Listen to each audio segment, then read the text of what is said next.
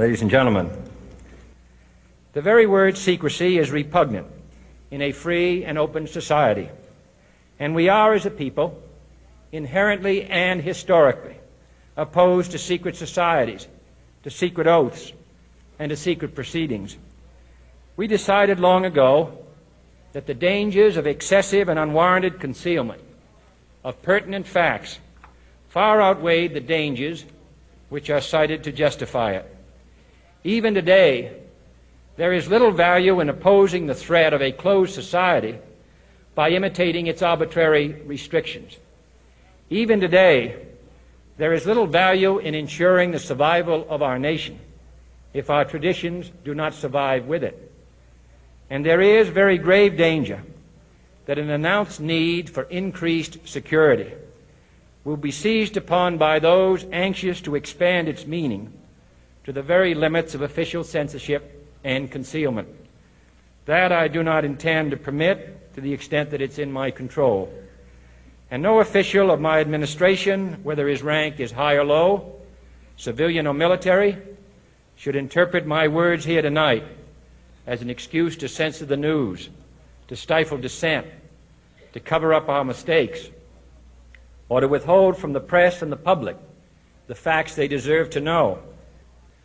For we are opposed around the world by a monolithic and ruthless conspiracy that relies primarily on covert means for expanding its sphere of influence, on infiltration instead of invasion, on subversion instead of elections, on intimidation instead of free choice, on guerrillas by night instead of armies by day. It is a system which has conscripted vast human and material resources into the building of a tightly knit, highly efficient machine that combines military, diplomatic, intelligence, economic, scientific, and political operations. Its preparations are concealed, not published. Its mistakes are buried, not headlined. Its dissenters are silenced, not praised. No expenditure is questioned, no rumor is printed, no secret is revealed. No president should fear public scrutiny of his program, for from that scrutiny comes understanding, and from that understanding comes support or opposition, and both are necessary.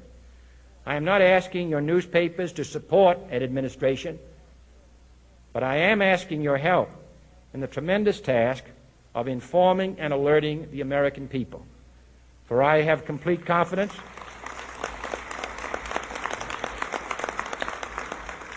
in the response and dedication of our citizens whenever they are fully informed.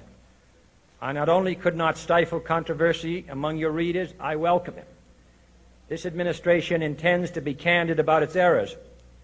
For as a wise man once said, an error doesn't become a mistake until you refuse to correct it. We intend to accept full responsibility for our errors, and we expect you to point them out when we miss them. Without debate, without criticism, no administration and no country can succeed, and no republic can survive.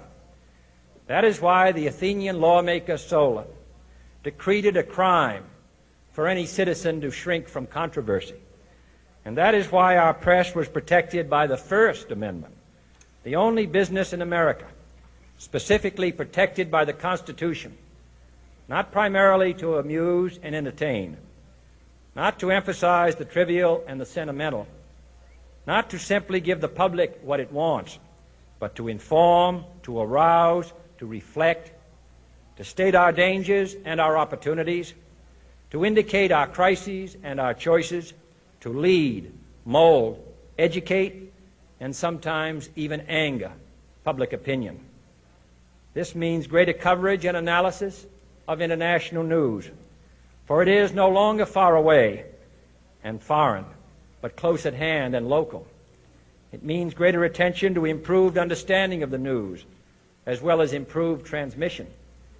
And it means, finally, that government at all levels must meet its obligation to provide you with the fullest possible information outside the narrowest limits of national security.